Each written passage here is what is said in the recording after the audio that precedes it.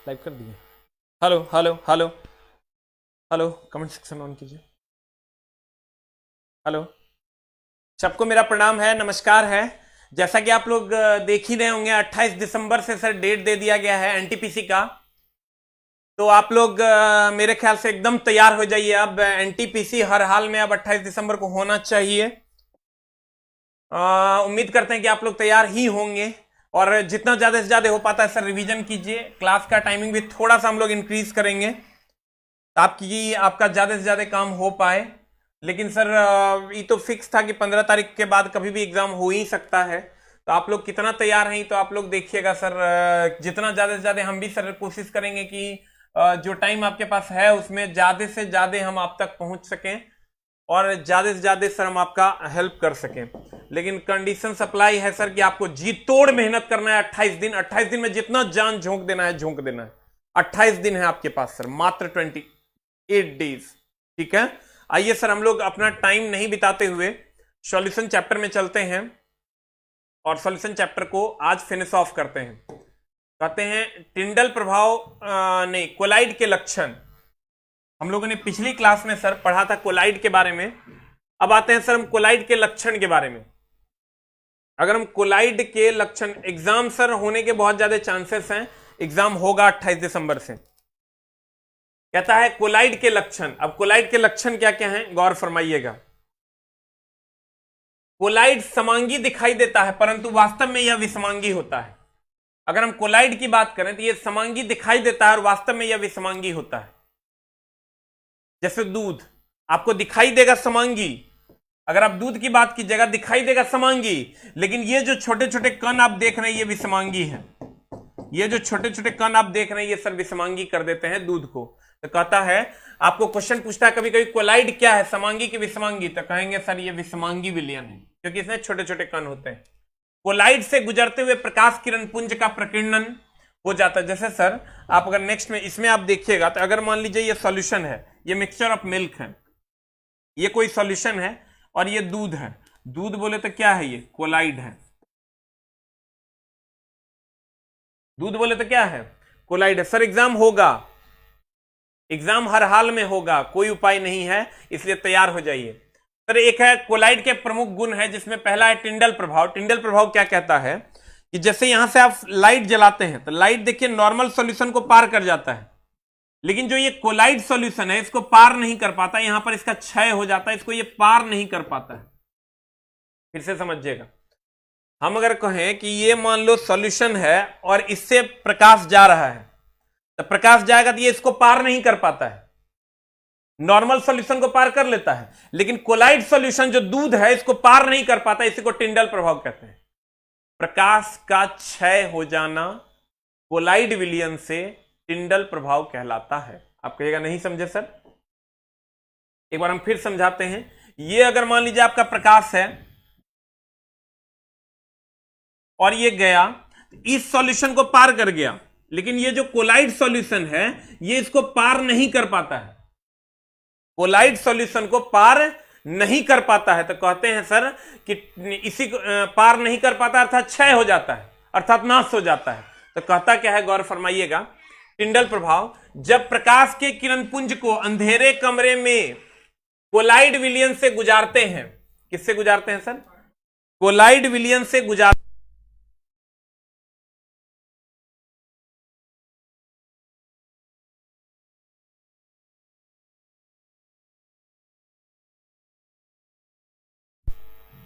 कहते हैं टिंडल प्रभाव, जब प्रकाश के किरण पुंज को अंधेरे कमरे में कोलाइड विलयन से गुजारते हैं। किससे गुजारते हैं सर, कोलाइड विलयन यानी दूध से गुजारते हैं, तो विलयन में प्रकाश का पथ स्पष्ट दिखाई देता है।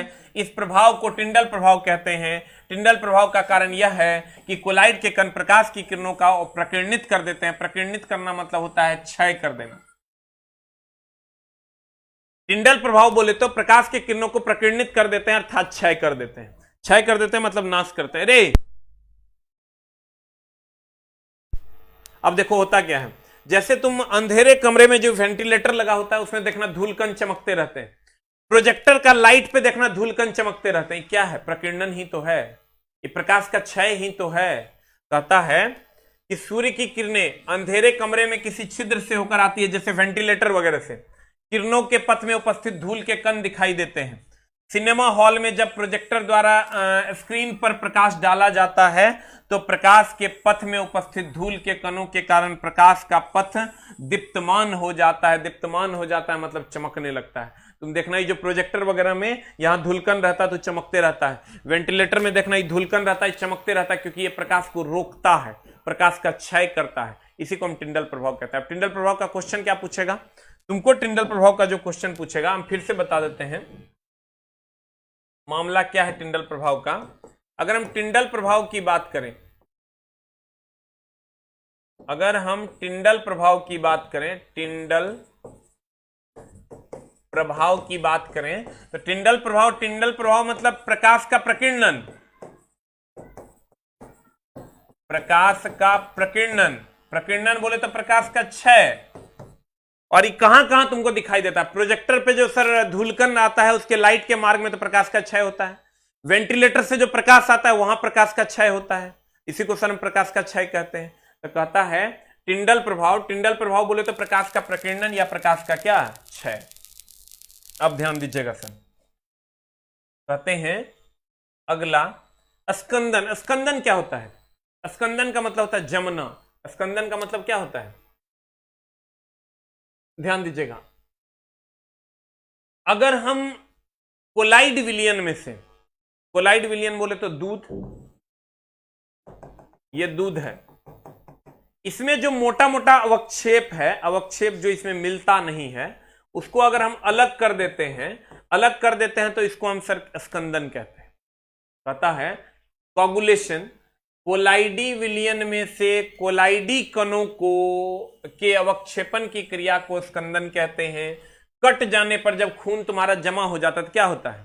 उसके खून कोलाइडी विलियन है, उसमें छोटे छोटे कण बाहर आकर जम जाते हैं, उसी को हम स्कंदन कहते हैं। कहता है कट जाने पर जब खून के बहाव रोकना हो तो उस स्थान पर फेरिक क्लोराइड या फिटकिरी का प्रयोग करने से खून का बहना रुक जाता है। यह प्रक्रिया स्कंदन कहलाती है। ऐसे भी सब जानता है कि सर कोलाइड है मतलब सर खून, स्कंदन को तुमको कहेगा खून का बहना रुक जाना, सब जानता है स्कंदन, यही मेनली पूछता है।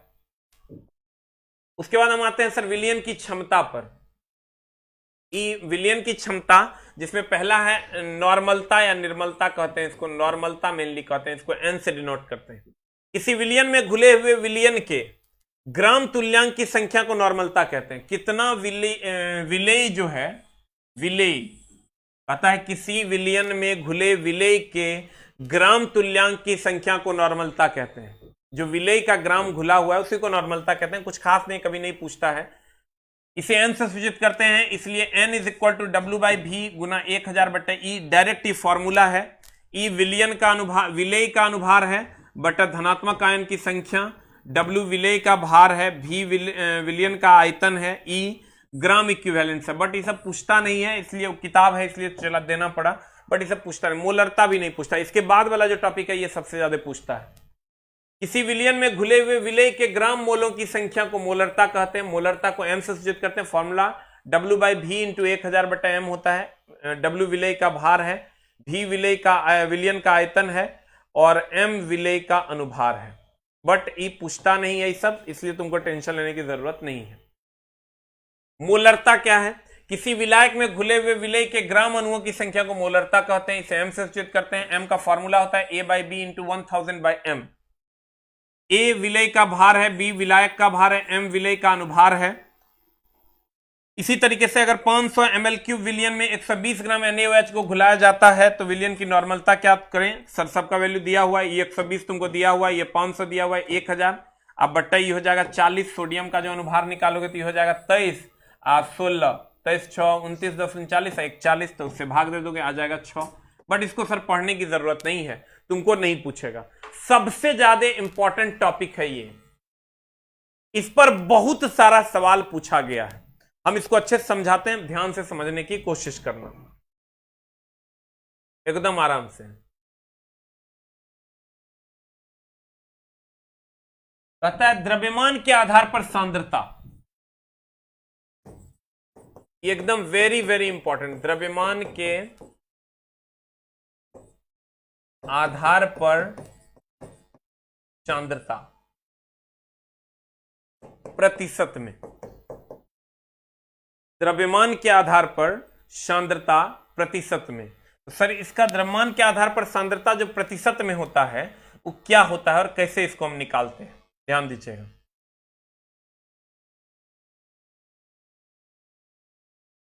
इसका फॉर्मूला होता है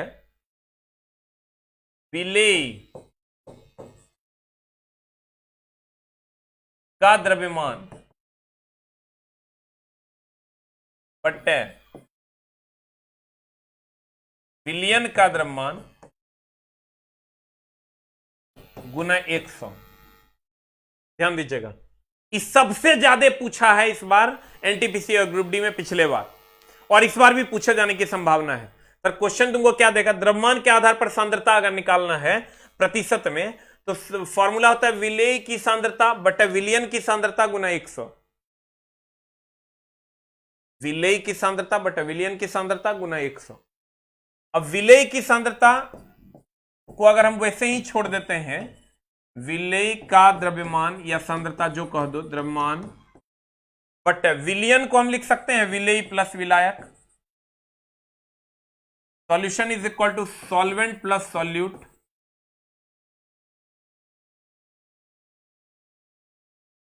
विलेय का द्रव्यमान बराबर विलेय प्लस विलायक गुना 100। ये अगर हम विलेय का द्रव्यमान की बात करें चला, तो विलेय का द्रव्यमान बराबर विलेय प्लस विलायक गुना 100।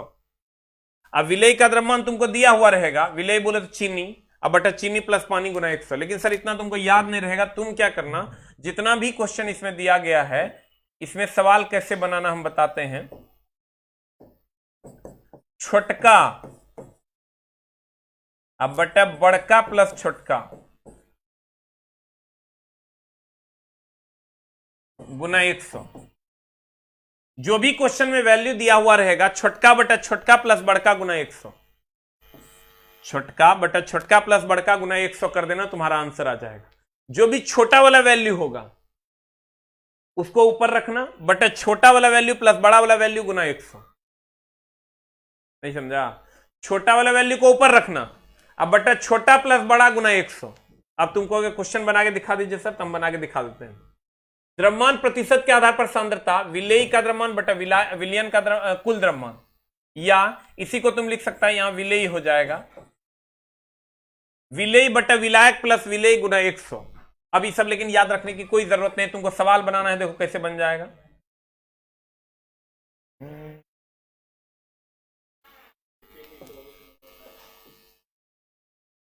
देखिए आपका जो सवाल है,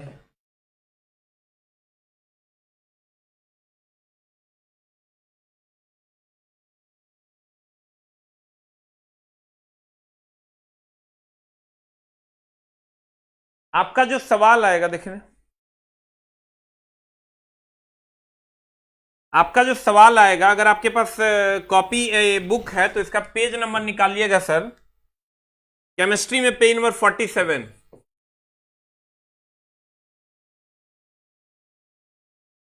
और क्वेश्चन नंबर 3 देखिएगा। एक विलियन में पानी के 320 ग्राम में सामान्य नमक की मात्रा 32 ग्राम है। द्रव्यमान प्रतिशत द्वारा द्रव्यमान के संदर्भ में विलयन की सांद्रता की गणना कीजिए। यही ना है सर, आपको क्या करना है, संदर्भ में विलयन की सांद्रता की गणना कीजिए। विलयन की सांद्रता निकालना है प्रतिशत में। हम आपको क्या बोले, छोटका। क्वेश्चन नंबर 3 देखिए, पेज नंबर 47। छोटका बटा छोटका प्लस बड़का गुना 100। देखिए सर कौन सा वैल्यू छोटा दिया हुआ है, छोटा वैल्यू जब आप देखोगे तो 32 दिया हुआ है, बटा बड़का प्लस छोटका 320 प्लस 32 गुना 100, आंसर आ जाएगा। ये क्वेश्चन नंबर 4 में आई है, क्वेश्चन नंबर 4 नहीं, क्वेश्चन नंबर 5। क्वेश्चन नंबर 5 में आइएगा, खूब पूछ रहा है। एक विलियन में पानी का की 320 ग्राम मात्रा में 47 ग्राम लवण है की मात्रा है। द्रव्यमान प्रतिशत द्वारा विलियन की सांद्रता की गणना कीजिए। कुछ नहीं करना है, रिफ्रेश कीजिए। विलयन की सांद्रता का फॉर्मूला हो जाएगा, देखिए क्या हो जाएगा, छोटका, छोटका कितना है 5 नंबर में 47, अब बटा बड़का प्लस छोटका गुना 100 आंसर। उसी तरीके से आप क्वेश्चन नंबर 6 बना सकते हैं। और सांद्रता का प्रतिशत क्या होगा, तो क्या करना है, चला छोटका वैल्यू ले लेना है, बटा बड़का प्लस छोटका कर देना है, गुना 100 कर देना है, you will get the answer. Question number 7 में भी वही है, छोटका वैल्यू यानी 41 बटा छोटका प्लस बड़का 320 प्लस 41 गुना 100। क्वेश्चन नंबर 8 में भी देखिए वही है, क्या करना होगा, 50 छोटका बटा छोटका प्लस बड़का गुना 100, you will get the answer. ठीक है, कोई भी क्वेश्चन इस टॉपिक का मिले ना, हम सारा का सर बना के दे दिए हैं, छोटका बटा छोटका प्लस बड़का गुना 100, छोटका बटा छोटका प्लस बड़का गुना 100, छोटका बटा छोटका प्लस बड़का गुना 100, तुम्हारा क्वेश्चन बन जाएगा। अब देखो मेनली सबसे ज्यादा इंपॉर्टेंट टॉपिक यही है इसका, जल का आयनन। अब दिखाते हैं सर हम आपको जल का आयनन क्या होता है। जल का आयनन होता है जैसे H2O है, ये टूट जाता है H plus plus OH minus में। जल के अगर हम आयनन की बात करें तो ये टूटता है, H2O जो है ये टूट जाता है H plus plus OH minus में। ठीक है, इसी को हम जल का आयनन कहते हैं। आयनन समझते हैं, आयन में टूटना, जल का आयनन कहते हैं, आयन में टूटना कहते हैं। कहता है H2O अगर टूट जाता है H plus plus OH minus में, तो जल आयन में टूटा, इसीलिए इसको जल का आयनन कहते हैं। अब देखो यहां पर इसके द्वारा हम लोग आगे हम लोग पढ़ेंगे सर पीएच के बारे में। पीएच होता है पावर ऑफ हाइड्रोजन, जिससे अम्लीयता और क्षारीयता को ज्ञात किया जाता है। पीएच बराबर पावर ऑफ हाइड्रोजन, इसको हम कहते हैं सर पावर ऑफ हाइड्रोजन। इसका फॉर्मूला होता है sir minus log H plus. इससे अम्लीयता और क्षारीयता का पता चलता है। पीएच से सर अम्लीयता का पता चलता है, और एक होता है POH minus log OH minus. अगर आप चाहते हैं सर कि अच्छे से हम तैयारी करें, तो आपको कठिन प्रश्नों से, कठिन चीजों से हर हाल में लड़ना होगा, ना तो बोरा में जाएगा। अब तो कोई बचा नहीं सकता, 28 दिन में तेरे भाग्य का डिसीजन होने वाला है। कहता है पीएच बराबर होता है पावर ऑफ हाइड्रोजन, ये अम्लीयता को बताता है। सर देखिए कहा यह जाता है कि H प्लस की संख्या जिसमें अगर होगी तो वो अम्लीय होगा, अगर OH माइनस की संख्या होगी तो वो क्षारीय होगा। ध्यान दीजिएगा, अगर H प्लस की संख्या होगी तो वो अम्लीय होगा, OH माइनस की संख्या होगी तो वो क्षारीय होगा। H प्लस की संख्या जितनी ज्यादा होगी वो उतना ज्यादा अम्लीय होगा, OH माइनस की संख्या जितनी ज्यादा होगी वो उतना ज्यादा क्षारीय होगा। H प्लस की संख्या जितनी ज्यादा होगी उतना ज्यादा अम्लीय होगा, OH माइनस की संख्या जितनी ज्यादा होगी वो उतना ज्यादा क्षारीय होगा। क्लियर? अगर H प्लस का मान ज्यादा होगा और OH माइनस, ये एक चैप्टर हम आपको आगे पढ़ाने वाले हैं, अम्ल, क्षार और लवण। H प्लस का मान ज्यादा होगा, OH माइनस का मान कम होगा, इसको हम कहेंगे अम्लीय, क्योंकि H प्लस ज्यादा है।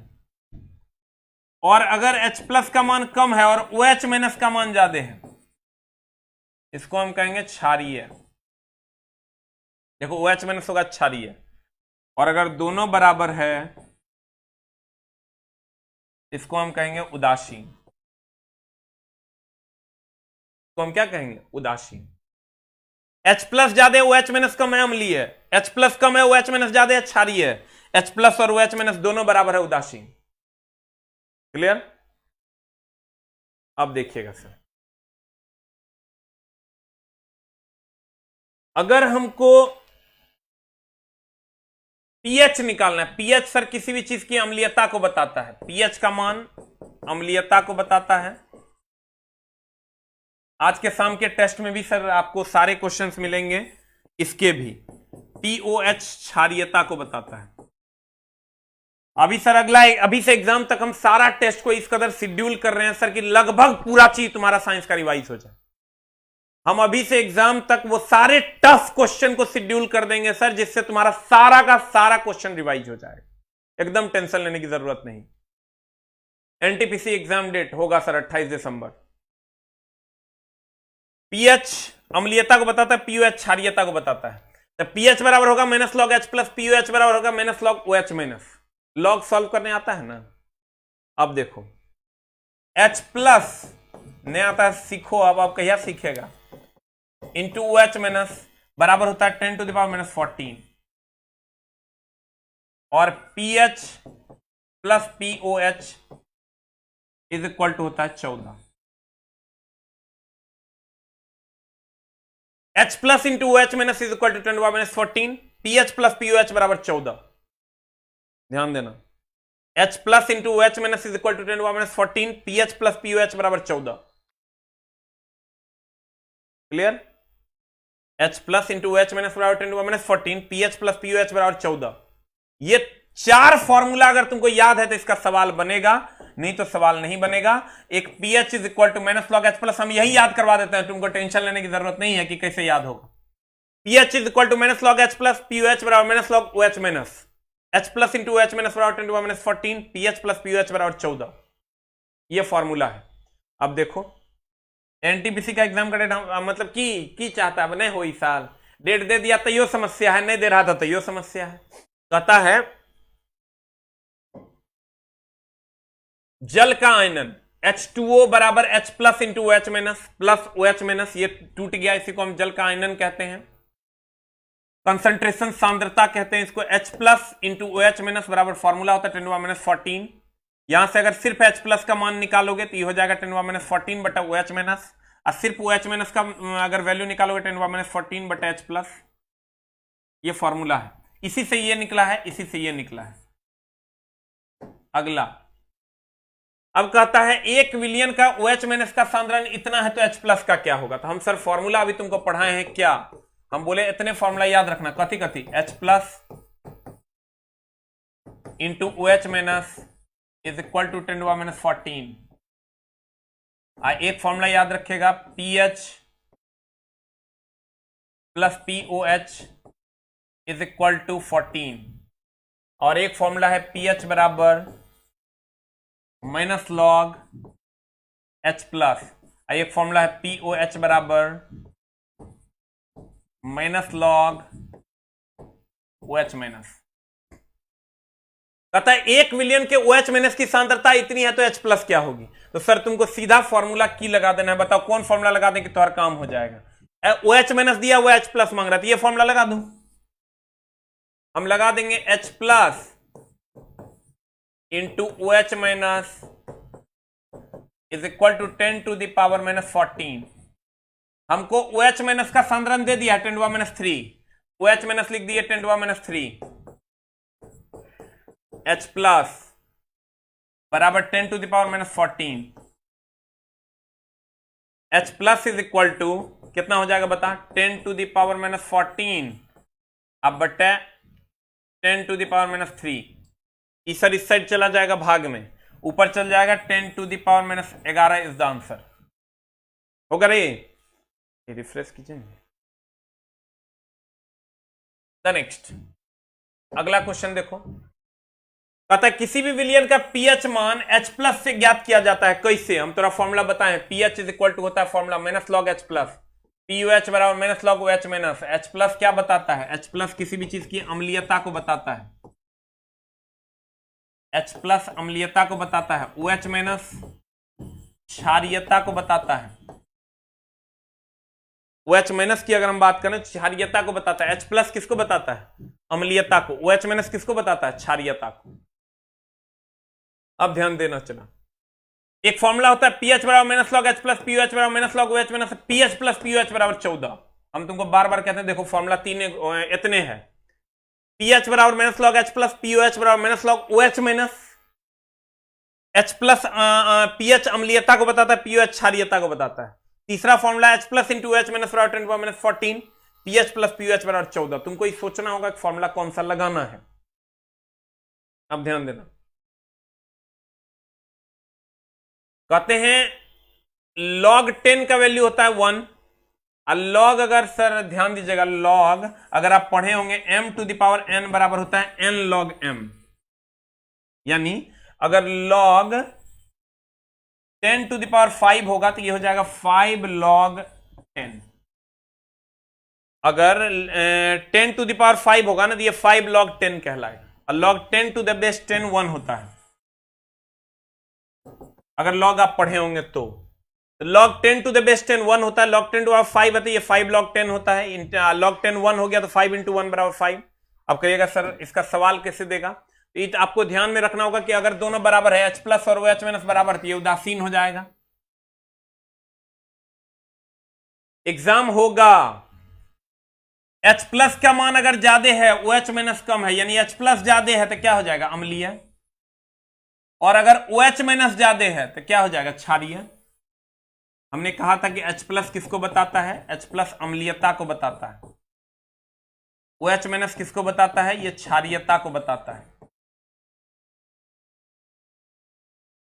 H प्लस अम्लीयता को बताता है, OH माइनस क्षारीयता को बताता है। H प्लस अम्लीयता को, OH माइनस क्षारीयता। अगर H प्लस ज्यादा है इसका मतलब अम्लीय है, अगर OH माइनस ज्यादा है क्षारीय है। दोनों बराबर है तो क्या है, उदासीन है। दोनों बराबर है तो क्या है, उदासीन है। अब ध्यान दीजिएगा, अब सर अभी तो बारी है कि कितना आप लोगों ने रेगुलर क्लास किया है, ना तो बोरा में जाइएगा। आपको सर बोरा में जाने से हम ही बचा सकते हैं। डेली सर 1 घंटा आप सर कोशिश कीजिए रेगुलरली क्लास करने का, और उतना ही टाइम बैठ के रिवीजन भी करने का। क्लास के साथ साथ आपको रिवीजन भी करना होगा। H प्लस और OH माइनस दोनों बराबर होगा तो उदासीन होगा। H प्लस ज्यादा होगा, OH माइनस कम होगा तो अम्लीय होगा। H प्लस कम होगा, OH माइनस ज्यादा होगा, क्षारीय विलयन होगा। क्लियर, OH माइनस ज्यादा होगा क्षारीय होगा, H प्लस ज्यादा होगा अम्लीय होगा, दोनों बराबर होगा उदासीन हो जाएगा। अब देखिए, कहता है 1 विलियन में OH माइनस का सांद्रण इतना है तो H प्लस कितना होगा। सर नहीं बन जाएगा, OH माइनस आपको दे दिया है, कितना दे दिया है, 10 टू द पावर माइनस 4। तो कह रहा है H प्लस का मान कितना होगा। H प्लस का मान कह रहा है व्हाट, फॉर्मूला हम लगा देते हैं, H plus into OH minus is equal to 10 to the power minus 14। यहां से अगर हम H प्लस का वैल्यू लगाते हैं, H प्लस बराबर हो जाएगा 10 टू पावर माइनस 14 अब बटे OH minus 10 to the power minus 14 अब बटा OH माइनस का वैल्यू दे दिया है 10 टू पावर माइनस 4। ये ऊपर चल जाएगा, हो जाएगा 10 to power minus 10 is the answer. होगा रे, very good, 10 to power minus 10 is the answer. अब ये तो सर सही समय है।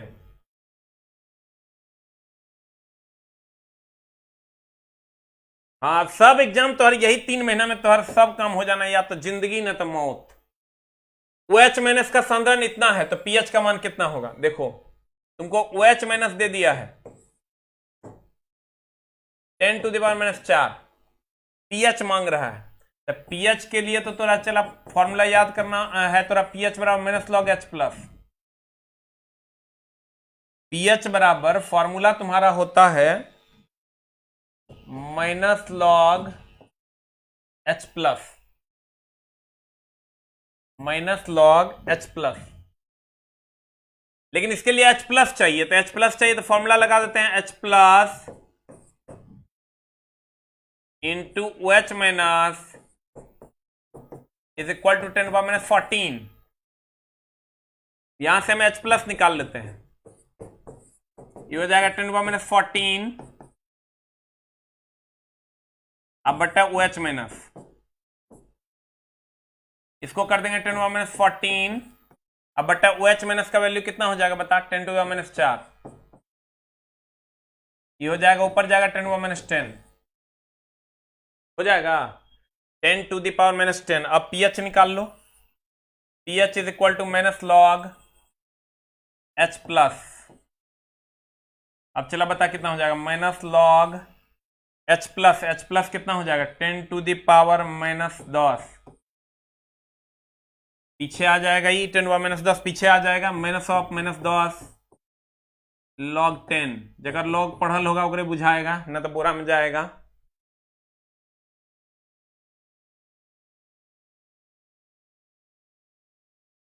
जिनका भी सर कोशिश कीजिए कि ज्यादा से ज्यादा रिवीजन करने का, ना तो मामला गड़बड़ाएगा। पीएच बराबर होगा -log h plus -log 10 to -10 होगा तो -10 log 10 ये हो जाएगा 1। सर हमने आपको कहा बस इतने फॉर्मूला आप यूज कीजिए और इस फॉर्मूले को यूज करके आपका काम होगा, ना तो मामला गड़बड़ाएगा। H2O को अगर हम तोड़ते हैं तो ये H plus O H minus में टूटता है, पीएच बराबर हो जाएगा -log H प्लस, पीएच बराबर -log OH माइनस हो जाएगा, ये फॉर्मूला है। H plus into OH minus बराबर 10⁻14 होता है, पीएच प्लस POH बराबर 14 होता है, ये फॉर्मूला है। H plus into OH minus 10⁻14, pH plus POH बराबर 14। क्लियर? अब देखिएगा सर, एग्जाम डेट दे दिया है हमको पता है। अगर आपको यहां OH माइनस दिया हुआ है तो यहां OH माइनस दिया हुआ है, इससे आप H प्लस निकाल लीजिए। H प्लस निकाल के यहां पर जो फॉर्मूला पीएच बराबर होता है फॉर्मूला -log H प्लस, ये लगा दीजिए, आपका काम हो जाएगा। अगला क्वेश्चन कहता है उस विलयन के पीएच की गणना करें जिसमें H प्लस का सांद्रण इतना m है, यानी आपको H प्लस दे दिया है 0.001 m, इसको हम पॉइंट उड़ा देंगे तो 100 हो जाएगा, ये हो जाएगा 10 टू द पावर -3 m। यहां से pH इज इक्वल टू हो जाएगा -log H प्लस, लगा दो -log H प्लस का वैल्यू कितना है 10 टू द पावर -3, ये पीछे आ जाएगा -3 log 10 is equal to 3 answer, क्योंकि log 10 टू द बेस 10 1 हो जाएगा, -+3 हो जाएगा आंसर। Very good. अगला, उस विलयन के पीएच की गणना करें जिसमें OH माइनस का सांद्रण इतना है।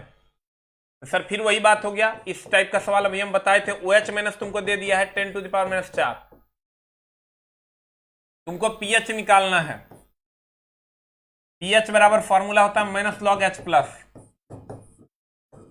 पीएच इज इक्वल टू होगा -log H प्लस का वैल्यू यहां से निकाल लो, H plus into OH minus, formula होता है तुमको हम बताएं अभी, OH minus is equal to 10⁻4 10⁻14, यहां से H प्लस निकालोगे कितना हो जाएगा, H प्लस हो जाएगा 10 टू द पावर -14 अब बट्टा OH माइनस, तो ये हो जाएगा 10 टू द पावर -14 अब बट्टा OH माइनस का वैल्यू है 10 टू द पावर -4, ये ऊपर चल जाएगा 10 टू द पावर -10, यहां से वैल्यू वहां रखोगे 10 to the power -10, H plus का वैल्यू ये आ जाएगा 10 is the answer. Very good Vishwajeet Kumar ji. इसी तरीके से हम, ये सारा बना हुआ है आपके बुक में। अब आते हैं सर वास्तविक विलयन क्या होता है। सर ऐसा विलयन जिसके कणों का आकार 1 एंगस्ट्रॉम के बराबर हो, 1 एंगस्ट्रॉम मतलब 10 टू द पावर -10 मीटर के बराबर हो, ठीक है। ऐसा वास्तविक विलयन उसे कहते हैं सर जिसके कणों का आकार 10 टू द पावर -10 मीटर के बराबर हो। कहता है वास्तविक विलयन में उपस्थित विलेय के कण आणविक आकार के होते हैं, इन कणों के व्यास 1 एंगस्ट्रॉम, ये पूछता है सर, लेकिन लगभग नहीं के बराबर पूछता है, 10 टू द पावर -10 मीटर या 10 angstrom 10 to the power -9 metre की कोटि का होता है। 1 एंगस्ट्रॉम से 10 एंगस्ट्रॉम की कोटि का होता है। इसमें विलायक एवं विलेय के कणों का आकार लगभग बराबर होता है। किसी भी गैस के किसी दूसरे गैस में परिक्षिप्त करने में सदैव वास्तविक विलयन प्राप्त होते हैं। एक गैस दूसरे गैस में मिलेगा तो वास्तविक विलयन प्राप्त होता है, बट कुछ खास इंपॉर्टेंट नहीं है, इसको आप बहुत ज्यादा हेक्टिक नहीं लेना है। ये आपको सर पूछ सकता है ठोस में ठोस का विलयन, ठोस सॉल्व कहलाता है। ये पूरा लिस्ट आपको याद रखना चाहिए, रत्न, रूबी, मोती वगैरह वगैरह। द्रव में ठोस का विलयन इसको सॉल्व कहते हैं, इसका एग्जांपल दिया हुआ है। ठोस में गैस का विलयन, इसमें सब नहीं याद रखना है, जो जो हम तुमको बोलते हैं वो सब याद रख लेना तो हर काम हो जाएगा। ये को याद रखना है सर, ठोस एरोसॉल ये पूछता है, एगो सॉल और एगो जेल, जेली या पाइस, दैट इज पाइस। ये तीन को हाईलाइट कर लो। ये पूछेगा तुमको ये किसमें किसका विलयन है, तो कहेंगे द्रव में द्रव का विलयन। ये पूछेगा ठोस एरोसॉल, गैस में ठोस का विलयन है, और ये पूछेगा तो कहेंगे द्रव में ठोस का विलयन है। इतना से आपका काम हो जाएगा। अब देखो ये हम तुमको फिर से समझा देते हैं, एकदम टेंशन लेने की जरूरत नहीं है, ठीक है। हम एकदम फिर से तुमको समझा देते हैं। देखो यहां से मेनली तुम्हारा इंपॉर्टेंट है। करना क्या है, तुमको कहेगा अधिकतर क्वेश्चन में कि सांद्रता का प्रतिशत ज्ञात करें। सांद्रता, द्रव्यमान की सांद्रता का प्रतिशत, द्रव्यमान की सांद्रता का प्रतिशत ज्ञात करें। तो फॉर्मूला में खाली तुमको यह देखना है कि छोटका अब बटा छोटका प्लस बड़का लगा देना है तो हर काम हो जाएगा। गुना 100, क्योंकि प्रतिशत में कह रहा है छोटका बटा छोटका प्लस बड़का गुना 100 कर दोगे, काम हो जाएगा, ठीक है। द्रव्यमान की सांद्रता प्रतिशत में अगर कहे तो छोटका मतलब विलेय, विलेय बटा विलेय प्लस विलाय गुना 100 हम कह सकते हैं। उसके बाद जब हम आते हैं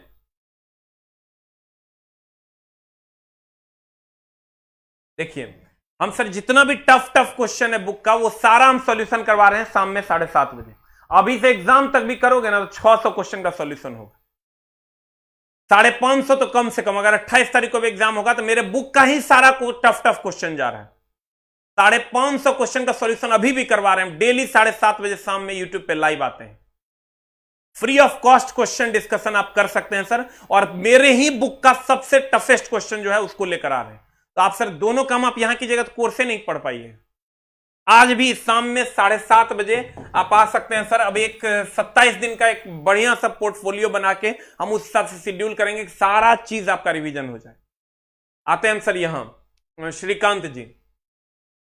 उसके बाद सर पढ़ाए हम आपको कि जल का आयनन। जल का आयनन क्या है सर, H2O की अगर हम बात करें, H2O टूट जाता है H plus plus OH minus में। H2O टूट जाता है H plus plus OH minus में। एक होता है H प्लस से पता चलता है किसी वस्तु की अम्लीयता के बारे में, OH माइनस से पता चलता है किसी वस्तु की क्षारीयता के बारे में। और अगर H प्लस का मान ज्यादा है और OH माइनस का मान कम है, इसका मतलब सर हो जाएगा अम्लीय। और अगर H प्लस का मान कम है और OH माइनस ज्यादा है, ये हो जाएगा सर क्षारीय। और अगर दोनों बराबर है, H प्लस बराबर है OH माइनस के, ये हो जाएगा उदासीन, ठीक है। इसके बाद सर बुक सबका डिस्पैच हो चुका है। अब आप लेट से ऑर्डर कीजिएगा सर, कैसे होगा, जब लेट आप कल जो ऑर्डर किए हैं उसका आज हम डिस्पैच करवा दिए, और जो लोग आज ऑर्डर कर रहे हैं उसका कल डिस्पैच करवा रहे हैं। एकदम टेंशन लेने की जरूरत है। अब तेरा लास्ट टाइम में तू कहेगा कि अब हवा गाड़ी नहीं बना देंगे हम। एक फॉर्मूला हमने कहा है पीएच बराबर minus log H plus, POH बराबर माइनस लॉग OH माइनस। और एक फॉर्मूला हमने कहा H plus into OH minus is equal to 10⁻⁻14, और PH plus POH is equal to 14। PH बराबर minus log H plus POH बराबर minus log OH minus H plus into OH minus बराबर 10⁻⁻14, PH plus POH बराबर 14, ठीक है। ये इतने सारे फॉर्मूले हैं जो आपको पढ़ने हैं। कभी कभी क्या करेगा, H प्लस दे देगा, OH माइनस दे देगा और PH मांग लेगा। तो पहले OH माइनस से तुम H प्लस निकाल लो, और जब H प्लस निकल जाए तो उसका वैल्यू यहां पुट कर दो, PH निकाल लो। डायरेक्ट अगर H प्लस दे के PH मांगे तो ये फॉर्मूला डायरेक्ट लगा दो, लेकिन OH माइनस दे के अगर PH निकाले तो OH माइनस निकाल लो, OH माइनस से H प्लस निकाल लो, इसका वैल्यू कुछ ना कुछ दिया हुआ रहेगा 10⁻⁴। ऐसा सवाल हमने करवाया भी है। इस सवाल इसको इस साइड भेजो, H प्लस का वैल्यू निकाल लो, H प्लस का वैल्यू यहां पुट कर दो, you will get the answer.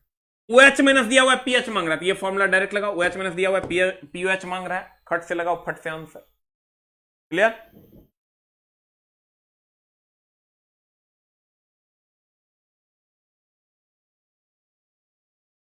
अब देखिए सर, अगला जो चैप्टर है, कल से आपकी क्लास हो जाएगी 1.5 घंटे। कल से आपकी फिजिक्स और केमिस्ट्री दोनों 1.5 घंटे होगी। ठीक है, कल नया चैप्टर हम स्टार्ट करेंगे और 1.5 घंटे की क्लास लगेगी। 4 से 5:30 केमिस्ट्री और 9 से 10:30 कथी, 8 से 9:30 कथी फिजिक्स। इसीलिए हम टाइम खाली करके रखे थे, हमारा पता था कि एग्जाम के डेट कभी दे देगा। जो लोग अभी जुवेनाइल है, जो अभी फॉर्म भरवे नहीं किया, और कोई बातें नहीं है, जो लोग फॉर्म भरे हैं टेंशन नहीं लेना है।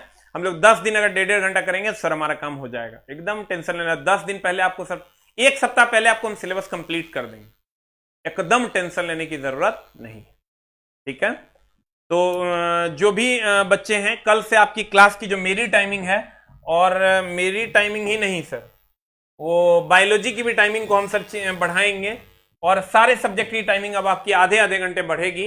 मेरा जो 8 से 9 में, और आज शाम से हम सर वैसा सेटिंग करके क्वेश्चन ला रहे हैं। शाम में कितना बजे, 7:30 बजे से जो डिस्कशन क्लास है, आप सर उसको एंजॉय कर सकते हैं। अभी से एग्जाम तक में हम पूरा रिवीजन करवा देंगे, आप एकदम टेंशन लेने की जरूरत नहीं। 8 से 9 में जो आपका क्लास चल रहा था, अब वो 8 से 9:30 चलेगा सुबह में, जो फिजिक्स वाली क्लास थी। और अभी वाली जो क्लास है 4 से 5 में, ये आपकी 4 से 5:30 चलेगी केमिस्ट्री। बाकी क्लासेस भी आपको टीचर बता देंगे कि सर उनका टाइम कैसे कैसे बढ़ रहा है। सर मेरी जो भी बुक है सर, किसी भी एग्जाम के लिए है, अगर इंडिया में कोई भी एग्जाम हो रहा है और उसमें साइंस पूछा जा रहा है, तो वो बुक आपके लिए उपयोगी सिद्ध होगा। 10 दिन पहले खत्म, ये 10 दिन तो नहीं, 5 से 6 दिन पहले हम खत्म कर देंगे। तो सर आप पढ़िए भी और रिवीजन भी कीजिए पीछे का। अभी तो आपको 16 घंटा पढ़ना चाहिए, 5 से 6 घंटा अगर क्लास भी करते हैं, 10 घंटा उसके अलावा रिवीजन कीजिए। थैंक यू वेरी मच, मिलते हैं सर हम लोग अगली कक्षा में। अब जस्ट हम बहुत जल्द सर आपके लिए वीडियो लेकर आ रहे हैं कि कैसे कैसे आपको पढ़ना है। थैंक यू वेरी मच, नमस्कार।